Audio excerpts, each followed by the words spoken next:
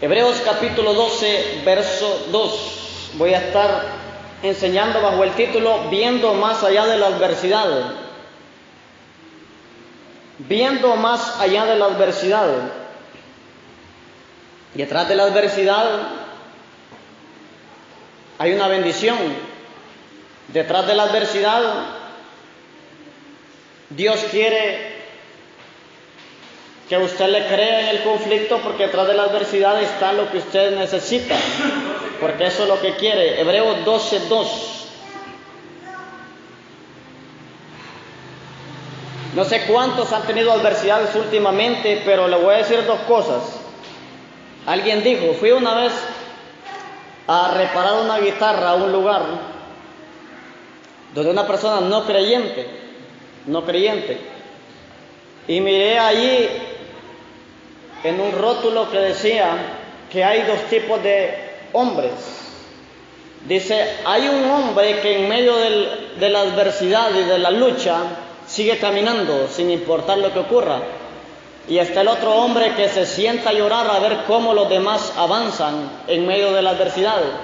O sea, si usted está aquí en la iglesia, tal vez no lo hace porque usted está bien, tal vez no lo hace porque usted tiene todo solvente, sino porque ha aprendido a confiar en Dios. Cuando usted en medio de la adversidad se doblega, reniega, esa excusa es prácticamente porque no ha doblegado su alma, lo que aprendimos el martes, su alma a Dios. Quiere batallar con sus fuerzas, quiere levantarse con sus propias fuerzas, y jamás ninguna persona se ha levantado con sus propias fuerzas. Nunca una persona se ha levantado con sus propias fuerzas. Siempre la gente que se levanta lo hace por medio de la ayuda de Dios. Entonces nosotros tenemos que saber que la adversidad va a estar continua. Imagínense que una persona por cada adversidad empieza a retroceder, prácticamente nunca va a alcanzar el destino profético que Dios tiene para ella o él. Hay personas que han sido llamados, oigamos bien, de parte de Dios, ser evangelistas a los 25 años, pero por su negligencia van a venir a ser evangelistas a los 40 o 50 años. Porque uno acelera el proceso colaborando con Dios y el Espíritu Santo, pero uno lo desacelera cuando uno ve la adversidad, cuando ve el obstáculo y pone la mirada en los estorbos, en las adversidades, y no la pone en Dios. Hebreos 12:2 dice, puesto los ojos en Jesús, el autor y consumador de la fe, el cual por el gozo, dice, puesto delante de él, sufrió la cruz, menospreciando el oprobio, y se sentó a la diestra del trono de Dios. ¿Pero por qué se sentó a la diestra del trono de Dios?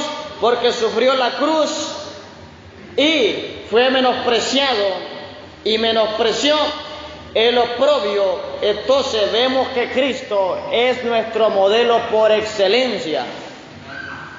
Vamos a orar en esta hora. Padre, en el nombre de Cristo te damos gracias, Espíritu del Señor, en esta hora. Gracias por este tiempo. Gracias, Espíritu del Señor, porque tú estás aquí en este lugar. En esta hora ponemos el poder de tu palabra, la presencia tuya, y que eres tú el que trae transformación, que trae cambios y que ayuda a tu pueblo que ha estado por adversidades, ha estado por debilidades, ha estado por tormentas, ha estado por procesos, ha estado por presión. Declaramos que el espíritu de rompimiento es el que levanta, es el que restaura y el que sana, en el poderoso nombre de Cristo. Amén y amén. Entonces ahí la palabra nos enseña el escritor de Hebreos que nuestra mirada tiene que estar ¿en quién? En Cristo.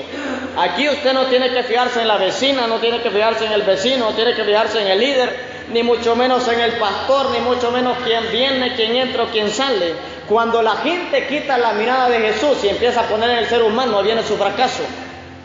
Ahí viene su fracaso. En el momento que usted ponga la mirada en los hombres, ahí va a estar su fracaso.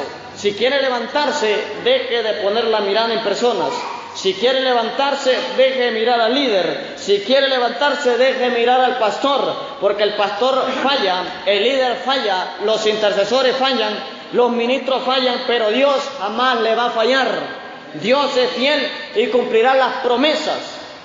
Lo que usted ha logrado hasta el día de hoy es el esfuerzo que usted ha hecho naturalmente, pero lo que usted tiene hasta el día de hoy también es el esfuerzo de lo que usted ha hecho espiritualmente. Ahora, ¿cuánto ha hecho espiritualmente últimamente? ¿Cuánto ha hecho? Todo lo que ha habido aquí ha sido el esfuerzo espiritual y natural. Trabajo, fe, ayuno, oración, entrega, búsqueda. Pero si todos trabajáramos desde el más nuevo hasta el más antiguo, las cosas serían diferentes. Y no solamente aquí, sino en cualquier ministerio. Hay iglesias que se llenan de gente que solo llega a sentarse, que nunca llevan un invitado, nunca le hablan a alguien de Cristo, solo pasa renegando, pasa murmurando mi problema, mi esto, mi lo otro, mi lo aquel, porque el ego ha estado embestido y arropando su alma cuando la necesidad se presenta en nuestro entorno. Y Jesús descendió a la tierra porque había una necesidad aquí en la tierra, salvación. Si Jesús hubiera sido egoísta, jamás hubiera descendido. Él tenía todo. Él tenía todo lo que él quería en el trono, pero se despojó. ¿De quién? De sí mismo. Se despojó del orgullo. Se despojó de cosas que podían llegar a su corazón. Por eso la marca de Dios se llama humildad y la marca del diablo se llama orgullo. El orgullo lo hace pensar en usted menos en otro, pero el Señor pensó en usted. La Biblia dice que Dios amó al mundo y dio a su Hijo. Ahora, ¿qué está dando usted para el reino de Dios? Viendo más allá de la adversidad. La pregunta sería esta. ¿Usted sabe cómo está la economía de su iglesia? ¿Usted sabe cómo está la membresía de su iglesia? Le estoy hablando de esta manera. ¿Usted sabe cómo están los departamentos de la iglesia, las células de la iglesia? ¿O no sabe ni papa, como dice la gente? O sea, me refiero que si es su casa espiritual esta, usted va a aportar para su casa, porque la Biblia dice que el que no aporta para su casa es peor que un incrédulo. ¿Por qué? Porque ha negado la fe. Entonces, después de su casa natural, usted tiene una casa espiritual. En su casa tiene que aportar financieramente, tiene que aportar físicamente el trabajo. Si arruina un foco, tiene que cambiarlo. Si arruinan los baños, tiene que cambiarlos. Y si no puede, aporta financieramente.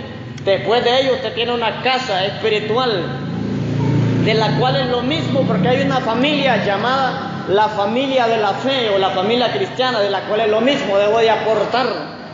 No se ha pagado agua, no se ha pagado luz en su casa natural, pero ahora sabe cómo está la casa espiritual, sabe cómo están los reportes financieros. Creo que el único que sabe es el tesorero, el que está encargado de las finanzas o el fiscal.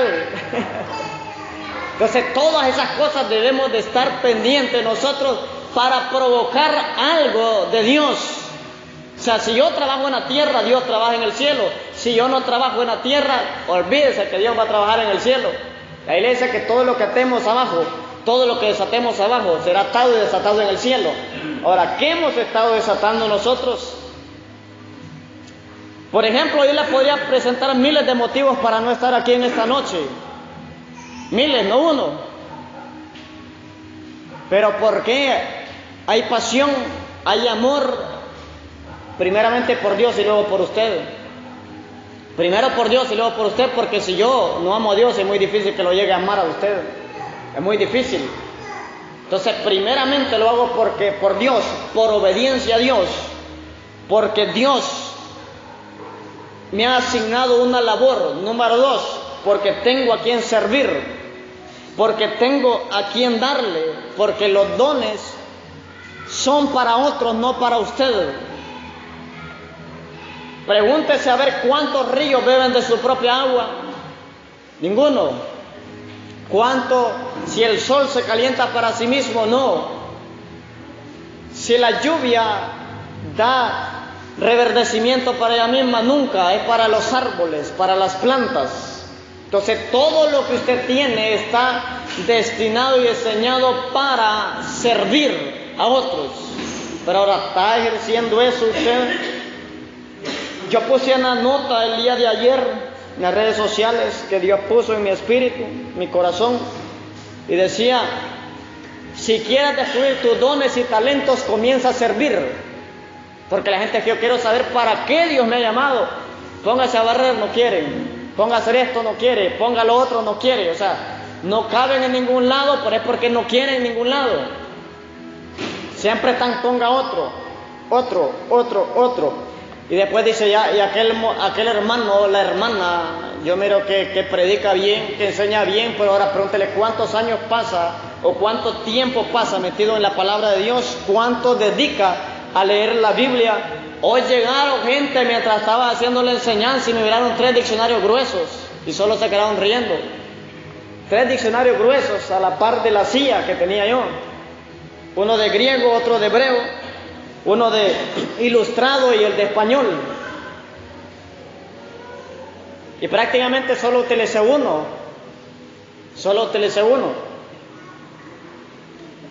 A lo que me refiero yo es que usted debe darle tiempo a aquello que Dios le ha entregado. O sea, si Dios le entregó un hijo, dedíquele tiempo. Si le entregó esposa, dedíquele tiempo. Si le entregó esposo, dedíquele tiempo. Si le dio trabajo, haga el mejor trabajo que pueda hacer. Si le dio una iglesia, una casa espiritual, dedíquele tiempo. Todas las cosas van a depender de nuestro sacrificio. Altares, necesitamos sacrificios. El escritor le dijo: pongan los ojos en Jesús, porque sabía que en cualquier momento lo podían poner en un conflicto, en un problema, en una persona, en algo que jamás iban a recibir bendición. Desde el momento que usted mira el obstáculo, deja de poner sus ojos en la bendición. Jesucristo es un claro ejemplo de perseverancia, y eso es lo que me gusta de Cristo. Jesucristo es un claro ejemplo de perseverancia. El Señor nunca se rindió porque su mirada estaba puesta ¿en quién? En Dios Padre. Yo hago lo que miro hacer a mi Padre, dijo, y no en la adversidad y conflicto que enfrentó en esta tierra. Jesús sufrió muerte y muerte de cruz, porque sabía que detrás de la muerte tendría vida eterna y perdón de pecados para la humanidad que creyera en Él. Además, eso lo llevó a sentarse a la diestra de Dios Padre y recibió un nombre que es sobre todo nombre. La obediencia lo llevó a ello. Oiga muy bien, en la adversidad hay que ser obedientes. No hay que ser obedientes cuando todo esté bien, cuando hay comida, cuando hay vestuario, cuando está pagada la renta, cuando la luz y el agua están pagados, cuando el cable está todo, cuando tengo todavía dinero extra para ir a la playa, como dijo aquel. Vamos a la playa de todo el mundo hoy. Ahí se le olvidan las deudas, se le olvidan los problemas y todo, pero ese es pasajero. No digo que no vaya, gócese. Pero ponga a Dios en primer lugar. Salir no es malo, salir sin Dios es malo. A lo que me refiero, que un montón de gente se le olvida el problema, se le olvida las dificultades, se van para la playa y todos quemados por dentro y por fuera. Y después viene el problema de nuevo, viene la adversidad de nuevo. ¿Por qué? Porque la gente busca desahogos, y la mejor manera de desahogarse es Cristo. La mejor forma de descargarse es Cristo. Con eso no quiere decir que usted no se divierta, usted puede ir. Pero eso no le va a quitar, eso no lo va a liberar a usted. La psicología le enseña a usted que si tiene momentos de depresión, que salga, que se vaya a distraer, que divague. Eso es lo único que le puede decir: yo que ore y busque liberación. Porque eso no le va a quitar. Si hay gente que después de venir del parque se ha suicidado en la casa. O mira felicidad en toda la gente que hay, más bien se llena más de amargura. Porque el depresivo le da cólera o ira a ver que otros están alegres, ver que otras personas tienen gozo. La mayoría de personas creen que yo no tengo problemas, cuando muchas veces he estado lleno de problemas. Pero la actitud es lo importante en la adversidad. Ahora, ¿cómo es su actitud en el conflicto? ¿Cómo es su actitud en la adversidad? Lo que mueve a un hombre y una mujer de Dios es la fe. Entonces, ¿qué significa la palabra adversidad?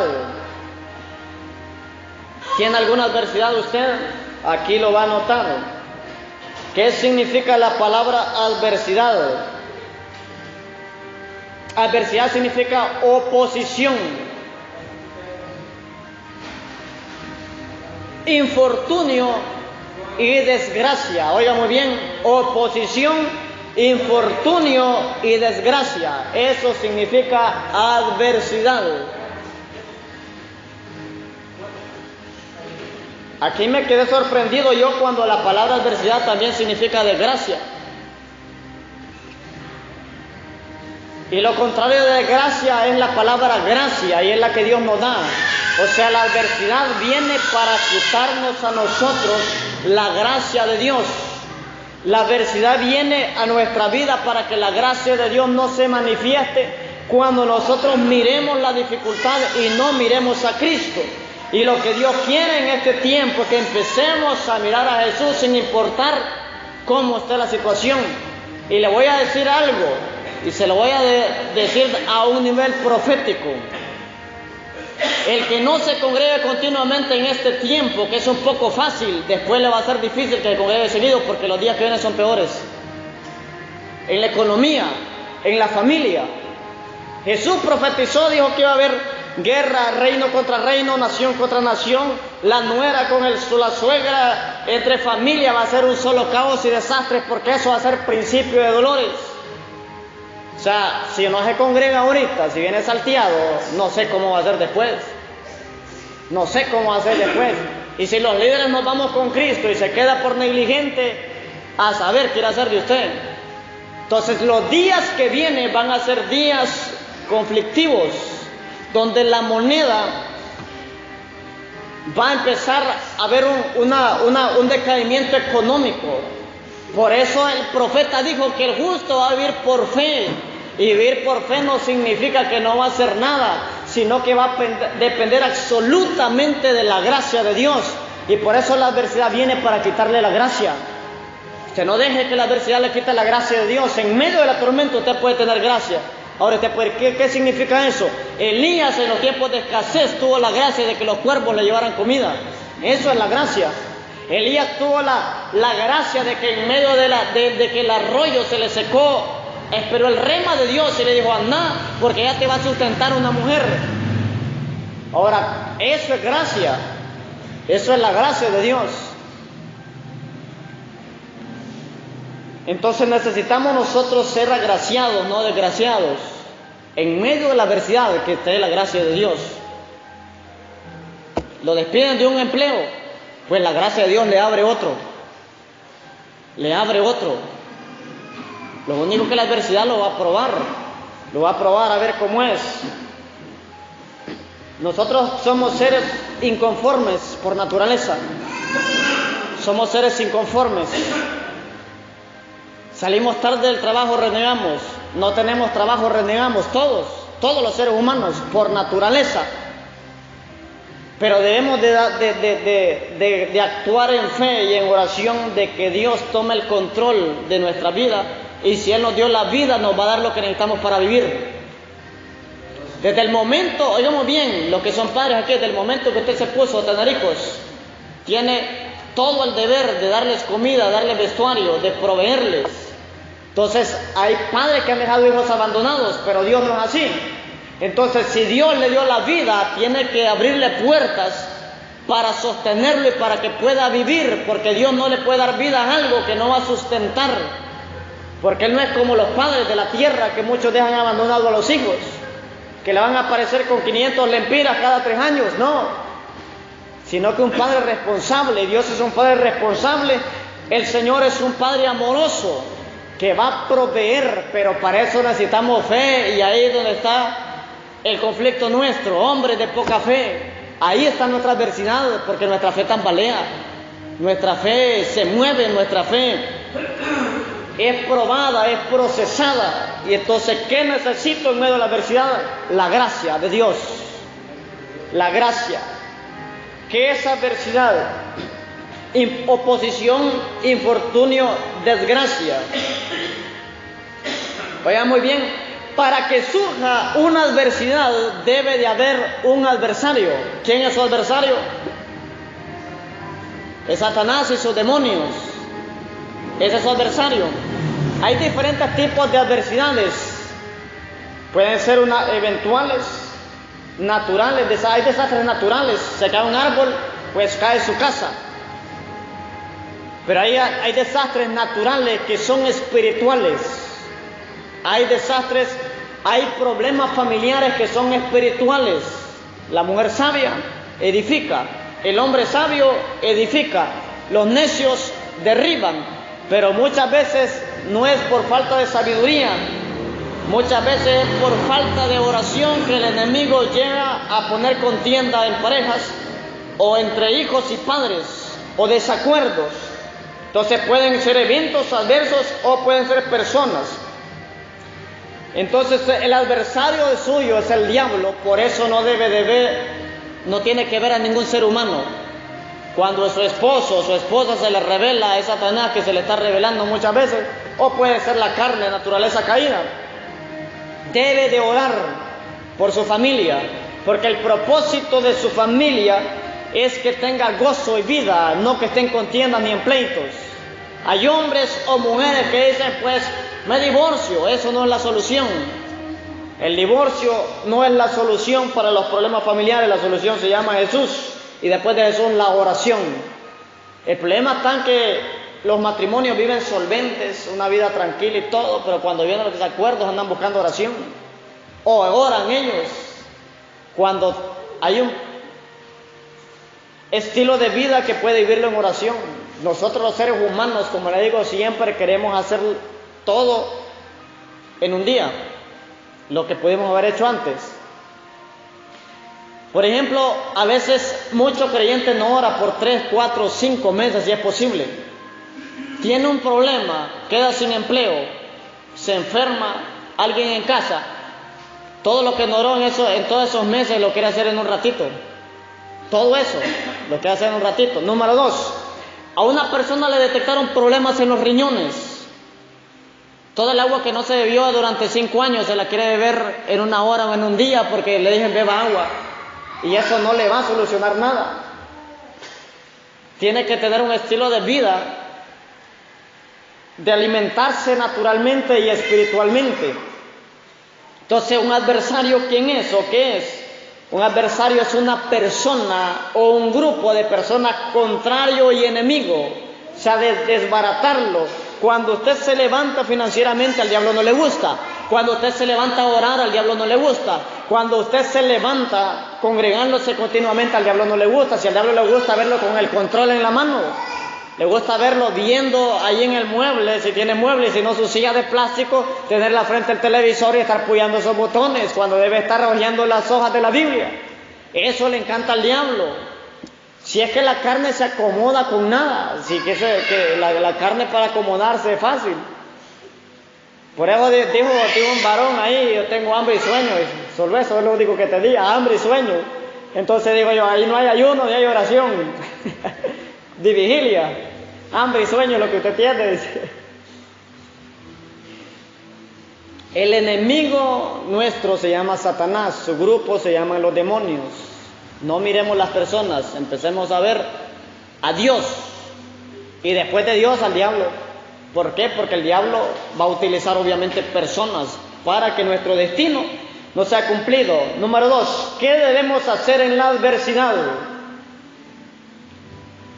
¿Qué debemos hacer en la adversidad? Mateo capítulo 14. ¿Qué debemos hacer en la adversidad? Voy a ver si termino.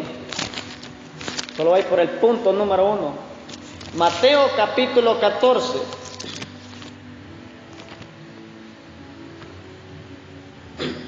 Y al que no vino hoy, pues se perdió la bendición.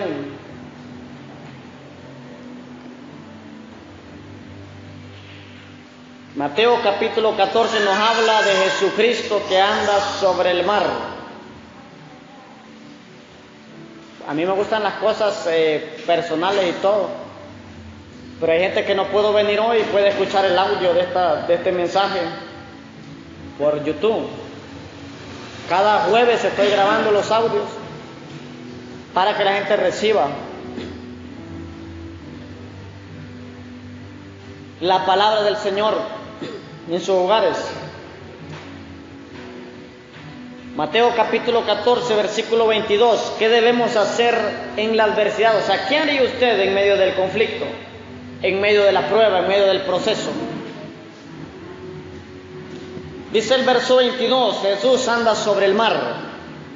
Enseguida Jesús, escuche, enseguida Jesús hizo, y siempre tenga ahí, que ahorita vamos a estudiar eso. Enseguida Jesús hizo a sus discípulos entrar en la barca e ir delante de él a la otra ribera, entre tanto que él despedía a la multitud. Despedida la multitud, subió al monte a orar aparte. Oiga lo que hizo Jesús. Todo el mundo quiere caminar en el agua, pero Jesús, antes de caminar sobre el agua, dice que se fue al monte a orar aparte. Y cuando llegó la noche estaba ahí solo. Y ya la barca estaba en medio del mar, azotada por las olas, porque el viento era, ¿cómo era? El viento era contrario, o sea, tenía una adversidad en medio del agua. Mas a la cuarta vigilia de la noche, Jesús vino a ellos andando sobre el mar. Pero este hombre oró antes de caminar sobre el agua. Y los discípulos, viéndole andar sobre el mar, se turbaron diciendo: un fantasma, y dieron voces de miedo. Pero enseguida Jesús les habló diciendo: tened ánimo, yo soy, no temáis. Entonces le respondió Pedro y dijo: Señor, si eres tú, manda que yo vaya a ti sobre las aguas. Y él dijo: ven. Y descendiendo Pedro de la barca, andando sobre las aguas para ir a Jesús, pero al ver el fuerte viento tuvo miedo y comenzando a hundirse dio voces diciendo: Señor, sálvame. Al momento Jesús, extendiendo la mano, asió de él y le dijo: hombre de poca fe, ¿por qué dudaste? Y cuando ellos subieron en la barca, se calmó el viento. Entonces los que estaban en la barca vinieron y le adoraron diciendo: verdaderamente eres Hijo de Dios. Aquí podemos ver a 13 personas. Número 1 eran los 12 discípulos y Jesucristo. Los personajes principales de este pasaje, Jesús y Pedro. Ahora, muchos critican porque Pedro se hundió, pero ahora, si usted fuera Pedro, ¿cree que saldría, si usted estuviera ahí con Pedro, saldría usted a caminar sobre el agua? ¿Tendría la fe que puede caminar sobre el agua o no? ¿Por qué los otros 11 no se atrevieron a salir, sino que Pedro? Significa que Pedro era un hombre audaz. Entonces el que no se atreve a hacer algo no sabe lo que es capaz de hacer. Pedro supo que era capaz de caminar sobre el agua porque su maestro le dijo que fuera. Ahora, si Dios le da una palabra, ¿por qué dudamos nosotros en la tormenta? Pedro caminó sobre el agua, pero la tormenta azotó más fuerte y dejó de ver la palabra, dejó de ver a Cristo por ver la adversidad, y lo hizo que comenzó a hundirse. Empezó a hundirse. Entonces, ¿qué debemos hacer en la adversidad? Número 1, reconocer que Jesús está presente en todo tiempo. Reconocer que Jesús está presente en todo tiempo. Y se lo digo en términos sencillos, porque le digo de reconocer que Cristo que Dios es omnipresente. Tengo que explicarle que es omnipresente, porque los mensajes los escucha todo el mundo, nuevos convertidos, nuevos creyentes, personas no cristianas. Entonces, ¿qué debemos hacer en la adversidad? Reconocer que Jesús está presente en todo tiempo. Mientras usted, oigamos bien, mientras usted tiene problemas, Dios está ahí. Lo que pasa es que creemos que Jesús está solo cuando levantamos las manos y empezamos a adorar. Cuando decimos Dios está aquí, mi amado, pero en el conflicto debe reconocer que su omnipresencia está ahí, está viendo su actitud, que es lo más importante. Versículo 25, por eso le digo, tenga ahí. ¿Qué dice el versículo 25? Dice esto: mas a la cuarta vigilia de la noche, Jesús vino a ellos andando sobre el mar. Entonces Jesús vio, pero dice que ahí ellos estaban en medio del mar, pero las olas estaban azotando. Entonces Jesús fue a ellos. Jesús llegó a ellos. O sea, la presencia de Dios llega ahí, pero no la discernimos. En medio de la adversidad muchas veces hay palabra que Dios nos da o nos habla a través de alguien y no la discernimos. Las olas se venían fuertes, el viento estaba fuerte, pero Jesús iba caminando a encontrarse con sus discípulos y ellos no lo pudieron percibir, lo que era fue un fantasma. O sea, ya existían los fantasmas para ellos, de ese tiempo, imagínense, aproximadamente 2019 años, ya habían fantasmas, y Job también dijo que habían fantasmas también, aproximadamente 6,000 años. Te dieron un fantasma, o sea, equivocaron a Jesús por un fantasma. Y así muchas veces nosotros equivocamos a la presencia de Dios. Y cuando alguien nos corrige, vemos como opositor en vez de verlo como bendición. Cuando se le corrige, se le exhorta, lo ven como un fantasma, como un fantasma de espanto, da miedo. Pero cuando Jesús llega es porque va a mejorar la cosa. Si alguien llega a su casa es porque la cosa va a mejorar. Pero si está lleno de Dios. Entonces Jesús está presente en todo tiempo. Número 2, desechar todo temor. Puso su negocio, tan malas las ventas, entonces deseche todo temor a que el negocio quiebre. Lo más probable es que quiebre este medio. No tengas mentalidad, créale a Dios. Deseche todo temor. Hay problemas matrimoniales. No, lo más probable es que esta vieja me deje. Viándole de mi esposa, que esta mujer me deje. Yo la miro bien disimulada. En la noche me da la espalda. En la noche se tapa de pie a cabeza. No, deseche todo temor al fracaso. El temor de Pedro ocurrió, vio la tormenta y se hundió. Versículo 26 y versículo 30, dice el 26. Y los discípulos, viéndole andar sobre el mar, se turbaron diciendo: un fantasma. Oigan, y dieron voces de ¿qué? Dieron voces de miedo, o sea, no crean que era un fantasma como lo leo yo. Imagínense que llegó Juan y después vino Jacobo y se le tiró encima y lo agarró chileado, un fantasma. Pero era Jesús, no era un fantasma, pero dieron voces de miedo. Pero no de miedo como decimos aquí en Honduras, va de miedo, ¿qué de miedo? Sino voces de miedo, de espanto. Voces de espanto porque tenían temor. Imagínense que usted mire a alguien de vestiduras blancas ahí por el puente, por la quebrada. Se usted le va a dar miedo. Usted no era un fantasma, pero era un demonio. Ahí te va a ir la sucia, la llorona. Y a veces es Cristo que quiere encontrarse con usted, darle una palabra. Pero podemos ver que Jesús fue a encontrarlos. Ahora el verso 30. Primera vez que tuvieron miedo todos porque vieron un fantasma según ellos.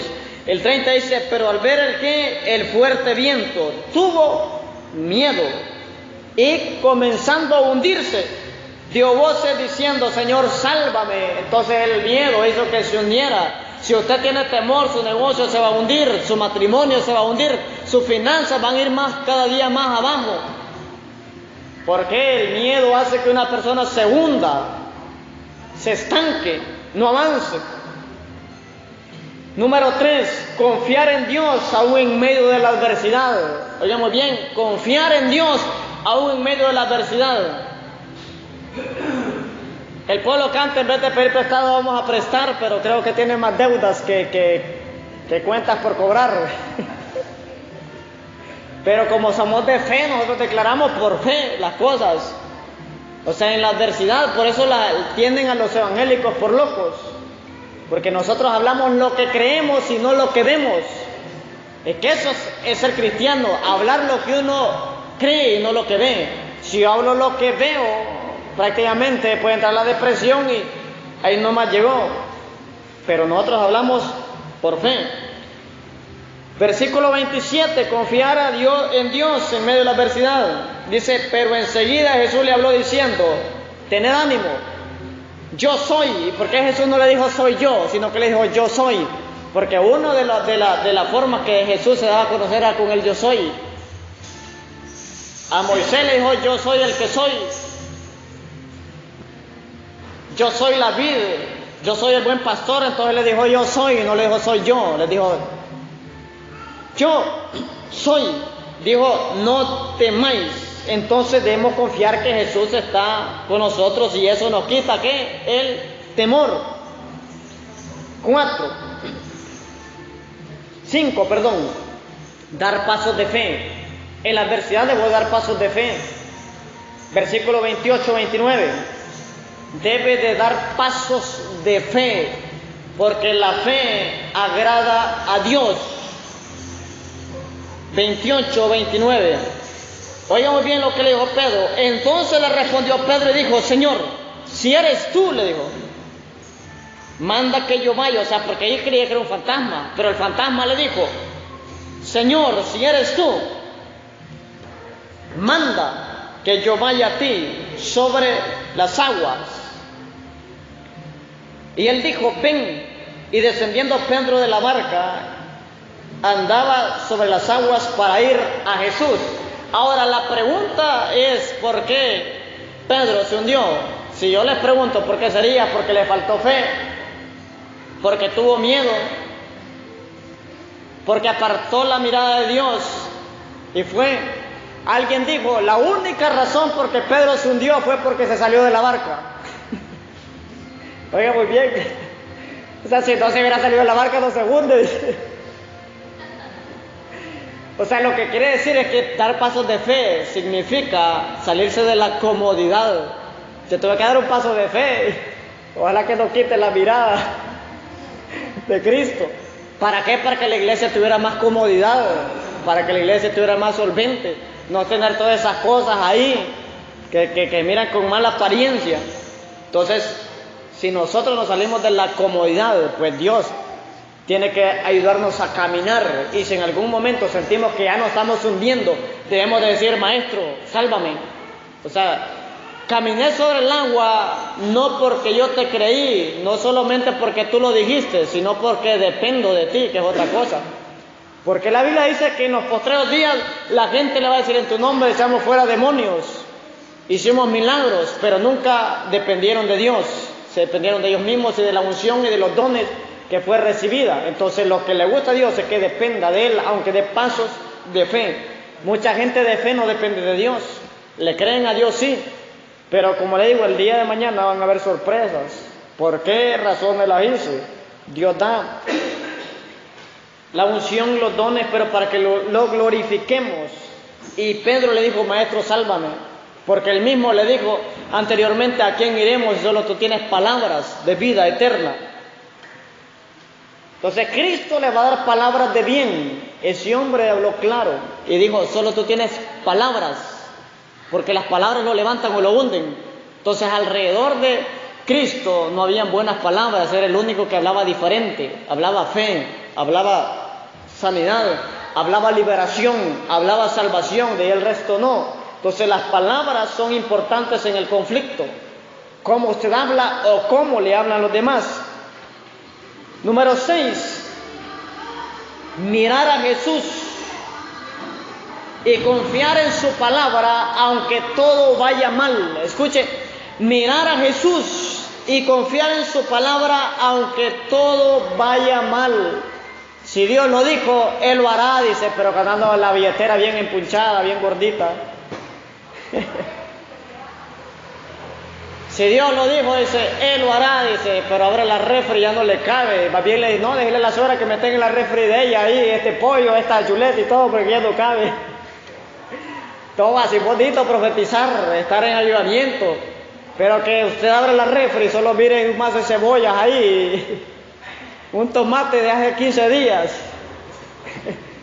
y 2 huevos, dame la decepción, se le quita la unción, como que se la quita ese tomate y esa cebolla, pues.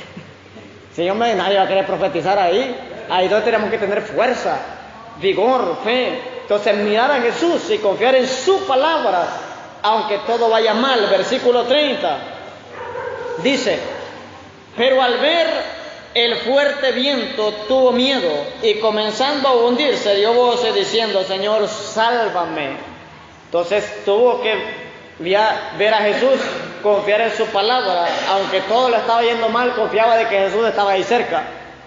Ahora, si ponemos nuestros problemas nuestras adversidades y oposiciones, que nosotros fuéramos Pedro y usted Jesús, o sea, Jesús estaba cerquita de Pedro, estaba cerca de Pedro, entonces lo podía llamar, y como Dios es omnipresente, usted háblele en su negocio, sentado, dígale: Señor, yo quiero cancelación de deuda. Señor, tú me puedes salvar de cualquier oposición que se levante. Señor, salva mi vida, salva mi familia, aunque ya está a punto de hundirse, pero yo sé que tú me escuchas y tú estás aquí.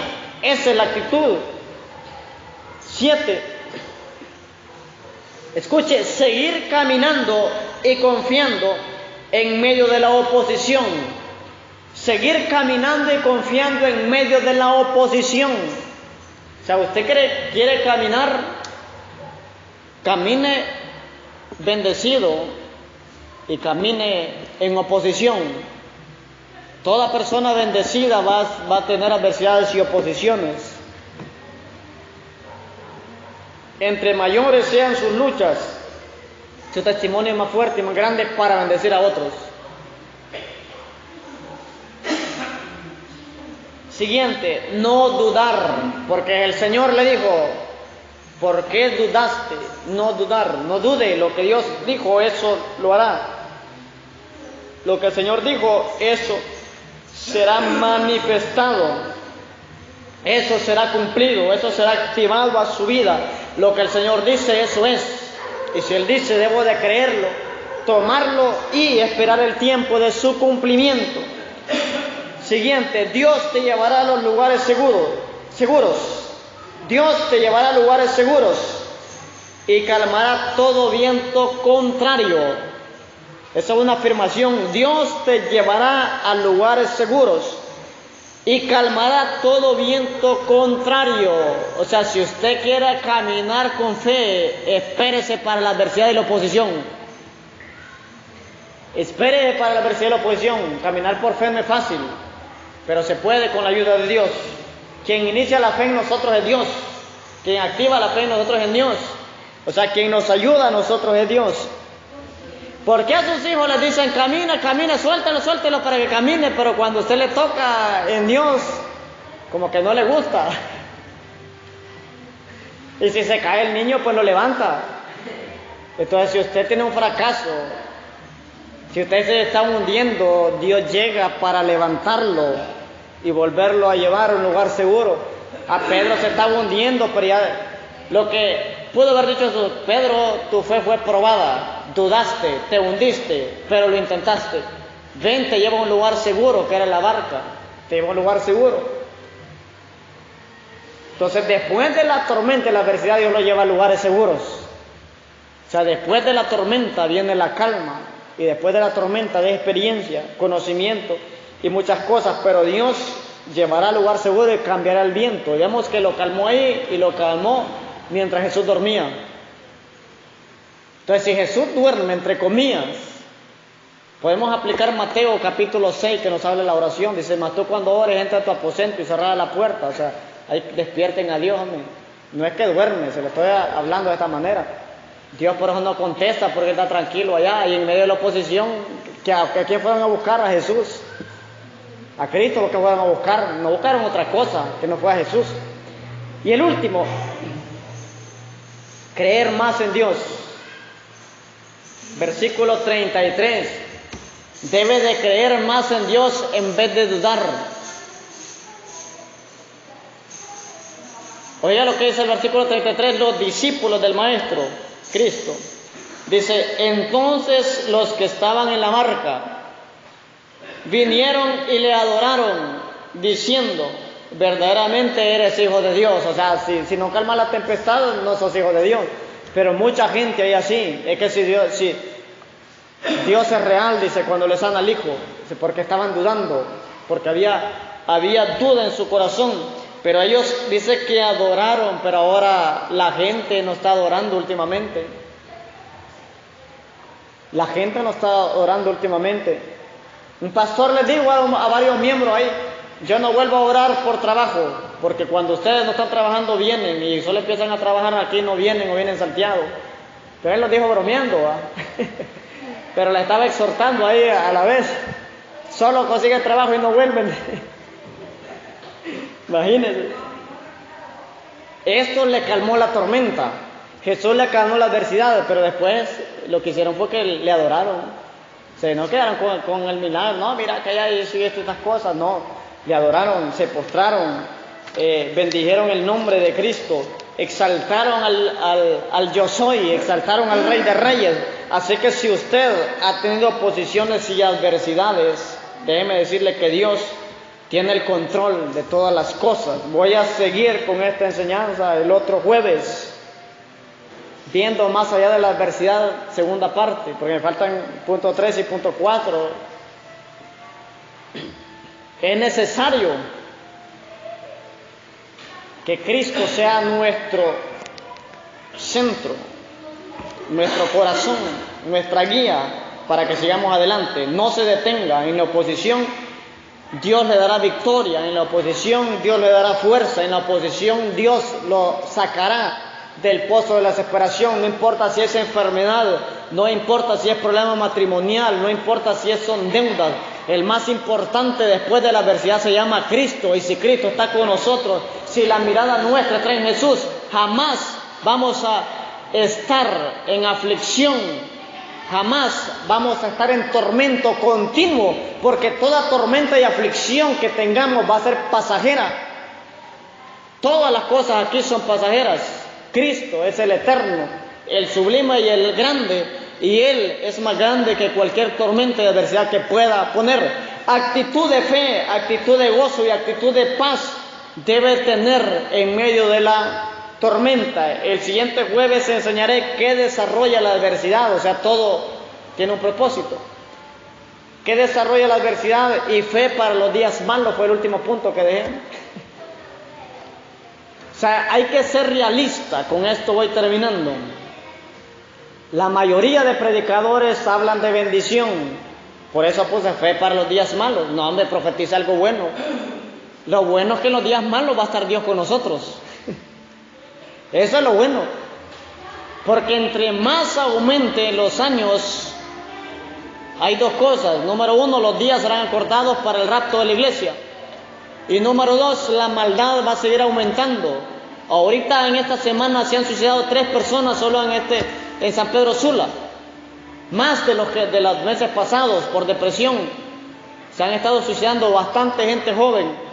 Entonces los días que vienen va a ser un poco complicados, pero lo importante no es la adversidad ni el conflicto, sino que Dios esté con nosotros. Entonces vamos a tener que tener fe para los días malos, y los días malos son los últimos tiempos antes de que Cristo venga. Va a haber bastantes problemas, conflictos, adversidades, desacuerdos, pero nosotros vamos a vivir por fe. El justo por su fe vivirá.